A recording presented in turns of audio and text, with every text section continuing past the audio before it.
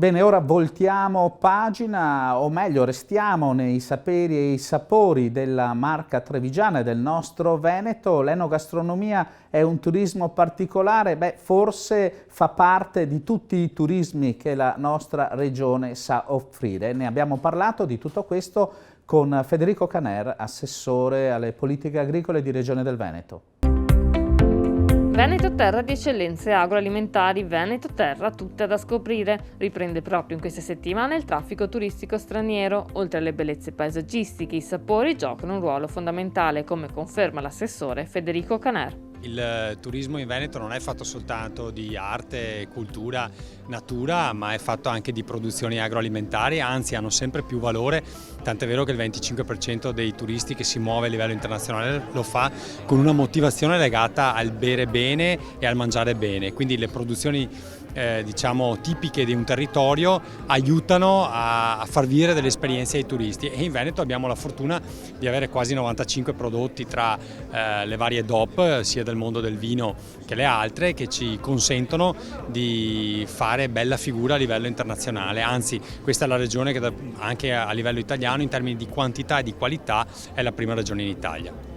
E se il Prosecco Doc fa da portabandiera della qualità made in Veneto, a regalare eccellenze del settore ci pensano anche le produzioni lattiero-casearie. Abbiamo dei casari eccezionali, abbiamo un territorio variegato e abbiamo anche dei bravi produttori latte. Non dobbiamo dimenticarci dei produttori latte che forniscono la materia prima ai caseifici per fare questi prodotti meravigliosi. Partiamo dai nostri campi e dai nostri allevatori. Noi abbiamo i cuvi qualità verificata. Allora i nostri animali, la loro alimentazione è fatta anche con il lino, per naturalmente stare su questo disciplinare. Benessere animale e tutto quello che ne deriva sul percorso. Usiamo un latte che è un'eccellenza e naturalmente usando un latte che è un'eccellenza il prodotto può essere solo un'eccellenza, ma non basta, ci vogliono anche dei casari che siano veramente dei fuoriclasse. Prodotti a base di carne, formaggi, oli e grassi, ortofrutticoli e cereali freschi e trasformati, prodotti ittici e derivati, 36 in tutto i prodotti tutelati DOP e IGP, e poi le preziose e note denominazioni vitivinicole, uno spaccato di identità che è un biglietto da visita dalla forte attrazione turistica.